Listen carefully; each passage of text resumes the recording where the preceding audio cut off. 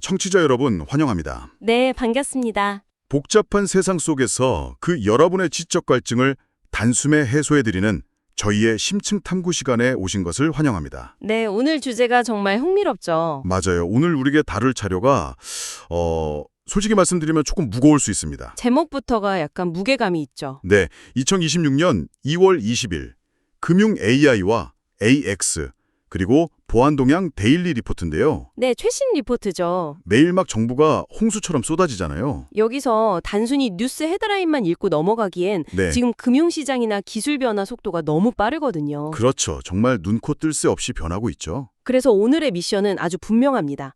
늘 배움을 갈구하시는 청취자 여러분을 위해서 전통 금융, 그리고 첨단 AI, 또 새롭게 떠오르는 디지털 자산이 막 충돌하고 있잖아요. 네, 치열하게 부딪히고 있죠. 여기서 만들어지는 새로운 경제 패러다임의 핵심 알맹이만 저희가 쏙쏙 뽑아내 드리는 겁니다. 아주 좋습니다. 기대되네요. 자, 그럼 아주 놀라운 데이터 하나로 바로 시작해 볼까요? 지금 전 세계적으로 그리고 국내 주요 금융권에서도 그 수조 원의 어마어마한 돈이 AI 데이터 센터에 쏟아지고 있습니다. 네, 막대한 자본이 투입되고 있죠. 그런데 실제 금융권의 재무나 금융 AI 자동화 실행률은 고작 6%에 불과하다는 아주 충격적인 수치가 나왔어요. 방금 말씀하신 그 수조 원을 들이부었는데 실행률이 6%다. 이 부분이 정말 역설적이죠. 대체 왜 그런 걸까요?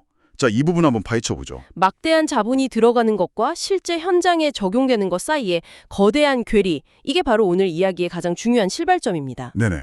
흔히들 AI가 아직 덜 똑똑해서 운행 업무를 못 맡기는 거 아니냐 이렇게 생각하시기 쉬운데요. 사실 저도 약간 그렇게 생각했거든요. 리포트를 자세히 들여다보면 문제의 핵심은 기술력 부족이 아니라 거버넌스의 공백입니다. 잠깐만요. 거버넌스 핑계를 대기에는 솔직히 AI 기술 자체가 아직 규제 산업인 금융에 쓰기엔 덜 여문 거 아닐까요? 덜 여물었다고 보시는군요. 당장 챗 GPT만 써봐도 가끔 그럴듯하게 거짓말을 하는 환각 현상? 그러니까 할루시네이션이 튀어나오잖아요. 그렇죠. 가끔 이상한 대답을 하죠. 은행 입장에선 내 돈이 오가는 문제인데 기술 자체를 100% 못 믿는 게 가장 큰 이유 아닐까 싶은데요. 아주 날카로운 지적입니다. 당연히 그런 기술적 불안정성도 일부 작용을 하죠. 네. 하지만 지금 금융권이 도입하려는 기술의 스펙을 보면 이야기가 확 달라집니다. 리포트에 언급된 LG CNS 사례를 한번 볼까요? 네, 어떤 사례죠? 이들이 오픈 AI와 협력해서 무려 1110억 파라미터의 초대형 모델을 만들고 있어요. 와, 1110억이요? 네, 그리고 동시에 70억 파라미터의 경량형 모델도 금융 같은 규제 산업에 투입하려고 실증 테스트를 하고 있습니다. 파라미터 수치가 막 엄청난 건 알겠는데 이게 구체적으로 어떤 의미인 건가요? 쉽게 비유를 한번 해볼까요? 1110억 개짜리 초대형 모델은 엄청나게 똑똑하지만 그만큼 통제하기 까다롭고 비용이 많이 드는 천재 임원을 은행에 앉혀두는 격입니다. 아, 천재 임원이요? 네, 복잡한 시장 분석이나 거시적인 투자 전략을 짤 때 아주 유용하죠. 그렇겠네요. 반면에 70억 개짜리 경량형 모델은 특정 서류 작업이나 단순 고객 응대 같은 업무만 빠르고 안전하게 처리하는 특수요원이나 실무자에 가깝습니다. 아, 단순히 하나의 거대한 AI만 있는 게 아니군요. 네, 목적에 맞게 기술을 쪼개고 다듬는 수준까지는 이미 와 있다는 뜻입니다. 역할에 맞춰서 이미 맞춤형으로 기술 세팅이 끝나가고 있다는 거네요. 사실 국내 자본 움직임도 심상치 않잖아요. 엄청나게 몰리고 있죠, 지금. 신한금융이나 KB금융 그리고 NH농협 같은 주요 금융그룹들이 국민성장펀드나 인프라펀드라는 이름으로 무려 2조 원 규모의 펀드를 조성하고 있어요. 맞습니다. 네, 그러면서 투자 대상에 AI 데이터 센터를 아주 명확하게 못 박았더라고요. 네, 확실히 방향을 정한 거죠. 게다가 외국인 직접 투자, 그러니까 FDI도 고부가 가치 산업을 겨냥해서 2023년하고 2024년 연속으로 증가했고요. 외부 자본도 계속 들어오고 있습니다. 이렇게 스포츠카 엔진은 완성이 다 되어가고 있고 기름까지 가득 채웠는데 대체 왜 차가 차고에서 못 나오고 있는 거죠? 방금 말씀하신 그 스포츠카 비유가 정말 정확합니다. 차는 완성됐는데 도로에 신호등도 없고 교통법규도 없어서 엑셀을 못 밟는 상황인 겁니다. 법규가 없다. 네, 금융당국이 최근 내놓은 가이드라인 초안을 보면 그 고문이 아주 명확하게 드러나는데요. 어떤 내용인가요? 당국이 가장 강력하게 요구하는 것이 바로 AI 모델의 투명성, 즉 설명 가능성입니다. 설명 가능성이요? 그러니까 AI가 어떤 결론을 내렸을 때 그 이유를 인간이 납득할 수 있게 설명해야 한다는 뜻인가요? 정확합니다. 금융은 철저하게 신뢰와 투명성의 산업이거든요. 만약 청취자 여러분이 주택담보대출을 신청했는데 거절당했다고 한번 가정해보죠. 네, 상상만 해도 답답하네요. 은행 창구 직원이 AI가 대출이 안 된다고 하네요. 이유는 저도 모릅니다. 알고리즘이 그렇게 판단했어요. 라고 말한다면 납득하시겠습니까? 절대 납득 못하죠. 당장 민원 넣고 지점장 나오라고 난리가 날 겁니다. 바로 그 지점입니다. 딥러닝이나 거대 언어 모델들은 기본적으로 엄청난 양의 데이터를 스스로 학습하고 가중치를 두기 때문에 왜 그런 결론에 도달했는지 과정을 역추적하기가 매우 어려운 블랙박스 형태를 띠고 있습니다. 아니, 안 들여다보이는 블랙박스요? 네, 어떤 데이터를 기반으로 대출 한도를 산정했는지 명확한 근거를 설명할 수 없다는 거죠. 게다가 이 AI 모델을 어떻게 설계하고 안전하게 감사하며 수명이 다한 모델이나 오염된 데이터를 어떻게 폐기할 것인지에 대한 폐기 기준도 중요하겠네요. 맞습니다. 전체 라이프 사이클의 표준이 아직 전 세계적으로도 명확하지가 않습니다. 아하, 이 구조적인 거버넌스 정책 때문에 돈을 그렇게 쏟아부어도 자동화율이 6%에 머무는 겁니다. 듣고 보니 고개가 절로 끄덕여지네요. 기술이 없어서가 아니라 책임 소재를 가려낼 법적이고 제도적인 장치가 없기 때문이군요. 네, 바로 그겁니다. 게다가 이 거버넌스를 설계하고 운영할 사람의 문제도 꽤 심각해 보입니다. 리포트를 보니까 2024년 기준으로 한국의 AI 인력이 5만 7천 명 수준이라고 나와 있더라고요. 네, 수치상으로는 그렇죠. 연간 성장률은 높다고 하지만 솔직히 미국이나 중국 같은 선도국하고 비교하면 절대적인 머릿수가 턱없이 부족한 거 아닌가요? 그래서 지금 아주 흥미로운 현상들이 나타나고 있습니다. 흥미로운 현상이요? 보통 첨단 AI 교육이라고 하면 카이스트 대학원이나 판교의 대형 IT 기업들을 떠올리시잖아요. 그렇죠. 전문가들만 모여있는 곳이요. 그런데 리포트에 등장하는 공공부문의 움직임을 보면 재미있습니다. 부산시민도서관 같은 곳에서 일반 시민들을 대상으로 AI 융합 인문학적 글쓰기 같은 특강을 열고 있어요. 도서관에서요? 코딩이 아니라 AI 인문학 교육을 한다고요. 그건 좀 뜬금없는 조합 아닌가요? 겉보기엔 그럴 수 있죠. 하지만 이건 단순히 코딩 기술자를 늘리려는 게 아닙니다. 그럼요. AI가 도출한 결과물을 비판적으로 사고하고 또 AI에게 어떤 맥락의 질문을 던져야 할지 아는 융합형 인재를 바닥부터 키워내겠다는 공공재 차원의 아주 절박한 움직임입니다. 아, 질문을 던질 줄 아는 인재. 네, 기술 자체를 가루는 엔지니어도 물론 중요하지만 앞서 말씀드린 AI의 설명 가능성이나 윤리적 한계를 통제하려면 인문학적 소양을 갖춘 기획자와 관리자가 필수적이거든요. 단순히 코드를 짜는 사람이 아니라 AI라는 거대한 도구를 어떻게 통제하고 활용할지 그 맥락을 아는 사람이 필요하다는 거군요. 정확합니다. 사실 AI가 우리 일상 깊숙이 들어오고 있다는 건 굳이 도서관을 가지 않아도 매일매일 겪고 있긴 합니다. 스마트폰만 열어도 바로 체감이 되니까요. 일상 곳곳에 스며들어 있죠. 청취자 여러분도 K뱅크 앱에서 매일 AI 퀴즈 풀고 포인트 받는 분들 많으시죠? 제주은행은 탐나는 전이라는 지역화폐를 디지털화해서 민생경제를 지원하고 있고요. 네, 그런 것들이 모여서 소상공인 지원과 지역사회 복지로 연결되고 있습니다. 초기에는 이런 핀테크 서비스들이 단순히 사용자의 흥미를 유발하는 마케팅 도구에 불과했다면 네, 마케팅용이었죠, 처음엔. 이제는 실제 실물 경제를 움직이는 파이프라인 역할을 제대로 하고 있는 겁니다. 제가 리포트에서 가장 감탄했던 일상 속 혁신 사례는 사실 따로 있습니다. 바로 어셔런스 AI라는 스타트업 사례인데요. 아, 네.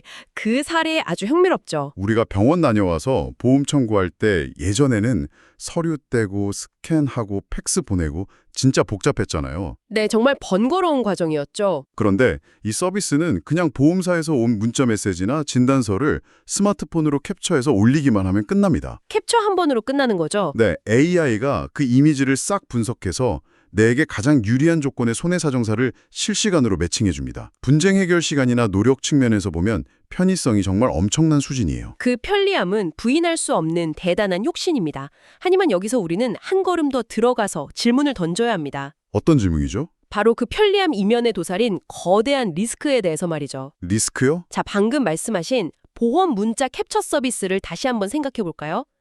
청취자 여러분이 무심코 캡처해서 넘긴 그 이미지 파일 안에는 과연 무엇이 들어있을까요? 진단명이니까 당연히 개인 병력이 있을 거고 병원비 결제 내역이나 주민등록번호 같은 민감한 정보들이 다 들어있겠네요. 그렇죠. 아, 잠깐만요. 그 이미지 데이터를 AI가 통째로 읽어드리는 거잖아요. 정확하게 보셨습니다. 극도로 민감한 개인의 생체 재산, 의료 데이터가 AI의 학습망 속으로 그대로 빨려 들어가는 겁니다. 와, 생각해보니 아찔하네요. 이는 기존의 개인정보보호법, 즉 피파가 포괄해야 할 적용 범위가 기하급수적으로 넓어진다는 것을 의미합니다. 데이터가 그냥 저장되는 수준이 아니니까요. 네, 내 개인정보가 단순히 서버에 보관되는 것을 넘어서 AI의 추론 모델을 고도화하는 데 쓰일 수도 있다는 거죠. 끔찍하네요. 실제로 리포트에서도 미국의 대형 클라우드 서비스나 세이스 기업들에서 데이터 유출이나 권한 상승 같은 심각한 보안 취약점 보도가 있었다고 명확히 짚고 있습니다. 너무 편리해서 완전히 잊고 있었는데 이거 방어벽이 완전히 무너진 상태에서 내 알몸을 보여주는 거나 다름없군요. 그럼 금융기관들은 도대체 이 방대한 데이터를 어떻게 지키고 있는 겁니까? 그래서 보안의 패러다임 자체가 지금 완전히 바뀌고 있습니다. 어떻게 바뀌고 있죠? 과거의 보안이 성벽을 높게 쌓고 문지기를 두는 경계망 중심이었다면 이제는 그게 불가능합니다. 한 번 뚫리면 끝이라는 거군요. 네, 한 번 뚫리면 성 안에 모든 정보가 털리거든요. 그래서 등장한 개념이 바로 제로 트러스트 아키텍처입니다. 제로 트러스트. 아무도 믿지 마라. 쉽게 말해 이미 내 시스템 안에 들어와 있는 직원이라도 혹은 정상적으로 승인된 AI 프로그램이라도 절대 기본적으로 신뢰하지 않고 매 순간 자격을 검증하겠다는 혹독한 원칙입니다. 숨 막힐 정도로 깐깐한 거네요. 네, 그리고 시스템 개발이 다 끝난 뒤에 백신 프로그램 언뜻이 보안을 입히는 게 아니라 기획 단계부터 보안 코드를 내재화하는 시큐어 바이 디자인 원칙이 금융 AI의 생존 필수 조건이 되었습니다. 제로 트러스트. 그리고 설계부터 보안을 생각하는 시큐어 바이 디자인.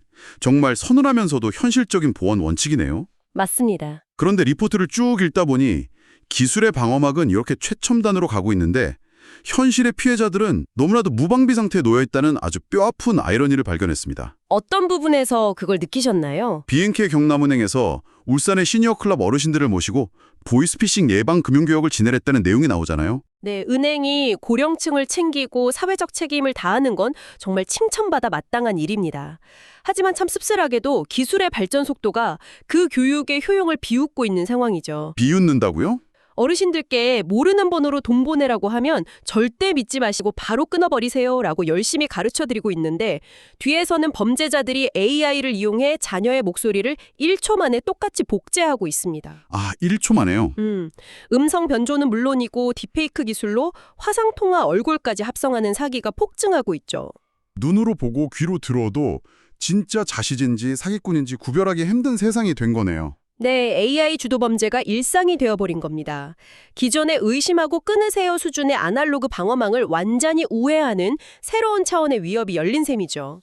편리함이라는 빛이 강해질수록 보안 위협이라는 그림자도 짙어지고 심지어 그 그림자가 정보 취약계층을 가장 먼저 덮치고 있다는 사실이 참 무겁게 다가옵니다. 참 안타까운 현실입니다. 자, 은행들이 이렇게 낡은 규제와 최첨단 AI 사이에서 쩔쩔매며 6%의 자동화 늪에 빠져 있는 동안 눈치 빠른 거대 자본들은 가만히 기다려주지 않잖아요. 아예 다른 판을 짜고 있습니다. 네, 전혀 다른 곳으로 돈이 흘러가고 있죠. 기존 시스템을 탈출해서 완전히 다른 세상으로 넘어가고 있다는 신호가 리포트 곳곳에서 터져 나오는데요. 주제를 디지털 자산으로 한번 넘겨보겠습니다. 아주 중요한 전환점입니다.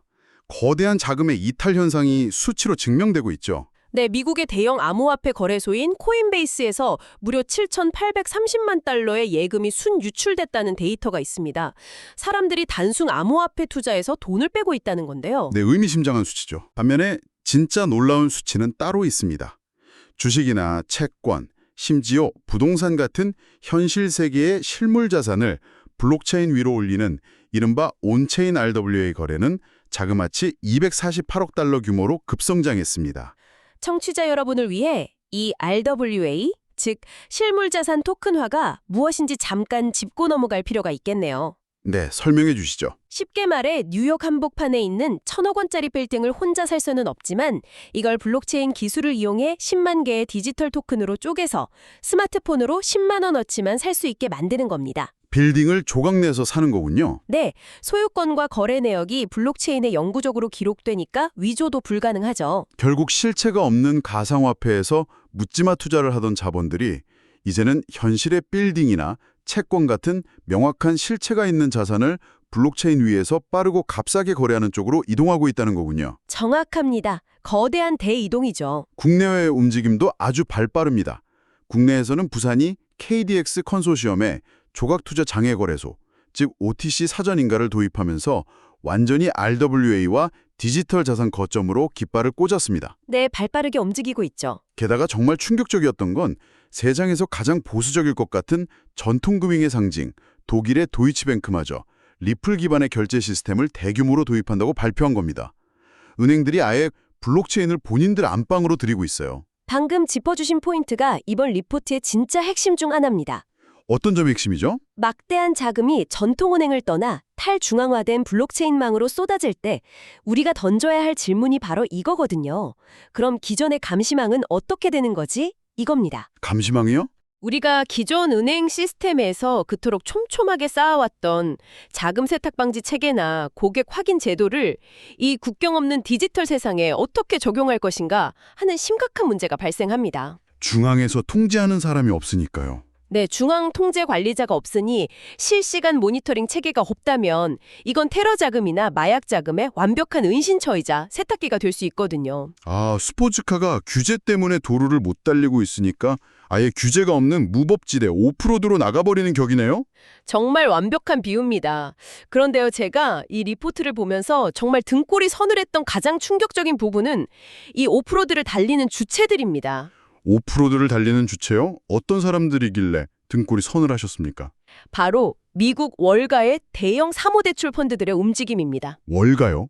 리포트를 보면 블루아울이나 스위스 UBS 같은 거대 금융사들이 엔스로픽 같은 최상의 AI 스타트업들에게 어마어마한 돈을 대출해줬습니다. 아, 엔스로픽이면 엄청 유명한 곳이잖아요. 참고로 엔스로픽은 오픈 AI와 쌍벽을 이루는 세계 최고 수준의 AI 기업이죠. 그런데 최근 이 대출들의 부실 우려가 커지면서 일부 펀드들이 투자자들에게 환매 중단을 선언하는 사태가 벌어졌습니다. 잠깐만요. 환매 중단이요? 내 돈을 돌려달라고 했는데 당장 못 돌려준다고 배를 째는 상황이라는 거잖아요. 이건 금융시장에서 제일 무서운 시그널 아닙니까? 세계 최고의 AI 기업들에게 돈을 빌려줬는데 왜 부실이 나는 거죠? 2008년에 우리가 서브프라임 모기지 사태를 왜 겪었는지 한번 떠올려 보시죠. 빚 갚을 능력도 없는 사람들에게 집값 오를 거라는 환상만으로 무지마 대출을 해줬기 때문이잖아요. 네, 그랬죠. 엄청난 위기였죠. 지금 똑같은 일이 AI 시장에서 벌어지고 있습니다. 이 AI 기업들의 기술력은 대단하고 미래 가치도 엄청나게 고평가되어 있죠. 다들 AI가 미래라고 하니까요. 하지만 정작 은행 입장에서 이 기업들이 이자를 낼 수 있는 꾸준한 현금 흐름을 창출하는지, 즉 상환 능력을 객관적으로 평가할 수 있는 신용평가 모델이 아직 시장에 제대로 존재하지 않습니다. 그러니까 명확한 신용평가 시스템도 없이 그냥 AI가 세상을 바꿀 대세니까 일단 묻지도 따지지도 말고 빌려주자 하고 수조 원을 쐈다는 건가요? 바로 그겁니다. 전통적인 제조업이나 IT 기업과 달리 AI 기업의 수익 모델은 여전히 천문학적인 컴퓨팅 비용 대비 불확실성이 큽니다. 돈 먹는 하마죠. 신용평가 모델이 부재한 상황에서 투기성 자금이 쏠린 거죠. 일부 월가 전문가들은 이 환매 중단 사태를 두고 과거 서브프라임 모기지처럼 리스크를 제대로 측정하지 못한 눈먼 자본이 만들어낸 AI발 금융위기의 전조일 수 있다고 경고하고 있습니다. 금융위기의 전조라? 금융감독원 같은 규제기관의 사전 리스크 점검과 펀더멘탈 평가 시스템 구축이 왜 그렇게 시급한지 보여주는 가장 날것의 경고장인 셈입니다. 소름이 돋네요. 기술에 대한 막연한 환상이 제대로 된 가치평가 시스템 없이 거대 자본과 결합했을 때 발생할 수 있는 끔찍한 시스템 리스크군요. 맞습니다. AI가 세상을 바꿀 거라는 건 이제 누구나 다 알지만 그 과정에서 밟고 지나가야 할 지뢰가 생각보다 너무 많고 폭발력도 엄청납니다. 결국 이런 거대한 지뢰밭을 치우는 건 한두 국가나 특정 기업이 해결할 수 있는 수준이 아닌 것 같습니다. 혼자서는 절대 불가능하죠. 전 세계적인 공조가 필요해 보이는데요. 막 글로벌 정책 동향 파트를 보면 리더들의 시선이 어디로 향하고 있는지 정확히 알 수 있죠. 네, 리포트에 명시된 일정표를 보면 당장 다가오는 12월 14일에서 15일 미국 마이애미의 트럼프 리조트에서 G20 정상회의가 개최됩니다. 아주 중요한 회의죠. 이 회의의 4대 핵심 의제라 아주 직관적이에요. 바로 디지털 자산 생태계 지원, 그리고 국경 간 결제 및 결제 사기 대응이 공식 안건으로 올라가 있다고 합니다. 이 의제들이 시사하는 바가 아주 큽니다. 글로벌 최상위 협의체인 G20 차원에서 전통 금융과 디지털 자산의 경계를 허무는 국경 간 결제를 정식으로 다룬다는 것. 무슨 뜻일까요? 어떤 의미일까요? 이제 암호화폐나 RWA 같은 디지털 자산이 단순히 소수의 투기판이 아니라 국제 자본의 이동 경로를 완전히 재편하는 공식적인 주류 시스템으로 인정받기 시작했다는 뜻입니다. 투기판에서 주류 시스템으로 넘어왔다는 거군요. 동시에 이는 각국의 금융당국에게 이제 각자 도생하지 말고 AI와 블록체인을 결합한 훨씬 더 강력하고 표준화된 자금 세탁 방지 체계를 당장 구축하라고 강력한 가이드라인을 내리는 것이죠. 결국 2026년과 2027년 앞으로 다가올 2년의 시간은 AI가 주도하는 거대한 금융 인프라와 이를 통제하고 보호할 보안 및 규제 프레임워크가 톱니바퀴처럼 완벽하게 맞물려 돌아가야만 하는 역사적인 전환점이 되겠군요. 네, 그게 삐걱거리는 순간 서브프라임 같은 위기가 터질 수도 있는 거고요. 오늘 우리가 정말 쉼없이 많은 이야기를 나눴습니다. 수조 원의 펀드가 투입되는 데이터 센터부터 투명성과 규제의 벽에 부딪혀 여전히 6%에 묵혀있는 AI 자동화의 늪, 네, 정말 다양한 이슈들을 짚어봤죠. 그리고 정보 취약계층인 고령층을 위협하는 딥페이크 사기와 보험사의 혁신적인 AI 매칭 서비스가 공존하는 모순까지 다뤘고요. 양면성이 공존하고 있죠. 월가의 사모대출 펀드 환매 중단 사태가 던지는 AI 버블의 서늘한 경고, 마지막으로 국경 없는 디지털 결제를 정식 안건으로 삼은 G20 정상회의의 향방까지 쭉 살펴봤습니다. 흐름이 쭉 연결되네요. 청취자 여러분, 오늘 우리가 나눈 이 거대한 자본의 흐름과 눈에 보이지 않는 인프라 전쟁은 결코 남의 이야기가 아닙니다. 맞습니다. 우리의 일상이죠. 이것은 결국 여러분의 통장에 있는 예금과 투자를 어떻게 안전하게 지킬 것인지, 내가 대출을 받을 때 어떤 AI 알고리즘의 심사를 거치게 될 것인지, 심지어 우리가 마트에서 돈을 지불하고 자산을 사고 파는 방식 자체를 근본적으로 뒤바꾸고 있는 거대한 파도입니다. 변화의 속도나 그 이면의 리스크가 조금 두렵게 느껴지실 수도 있습니다. 네, 그럴 수 있죠. 하지만 오늘처럼 이 거대한 흐름의 구조적 모순과 연결고리를 이해하고 계신다면 남들보다 먼저 리스크를 피하고 새로운 투자와 혁신의 기회를 잡을 수 있는 넓은 시야를 갖게 되실 겁니다. 결국 정확히 해석된 정보가 가장 강력한 자산이 되는 시대니까요. 자, 그럼 우를 분석을 마치며 배움을 멈추지 않는 청취자 여러분의 지적 호기심을 자극할 도발적인 질문을 하나 던져보겠습니다. 기대되네요. 오늘 우리는 AI가 어떻게 금융 자동화의 병목을 겪고 있고 블록체인 기반의 실물 자산 토큰화, 즉 RWA가 전통 은행 시스템의 돈을 어떻게 빨아들이고 있는지 살펴봤습니다. 그렇다면 한번 과감하게 상상해 보시죠.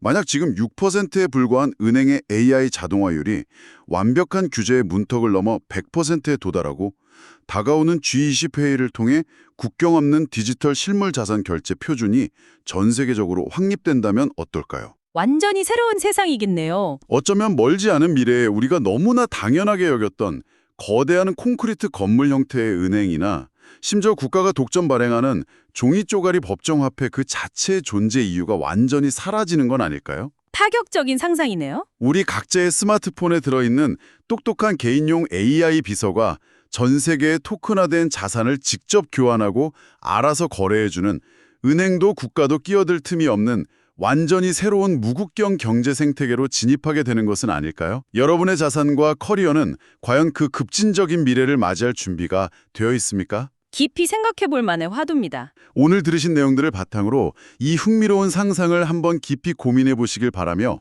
오늘의 심층 탐구는 여기서 쿨하게 마무리하겠습니다. 끝까지 함께해 주신 청취자 여러분 감사합니다. 감사합니다. 다음 시간에도 세상의 이면을 꿰뚫는 가장 날카롭고 흥미로운 인사이트를 가득 들고 돌아오겠습니다. 안녕히 계세요.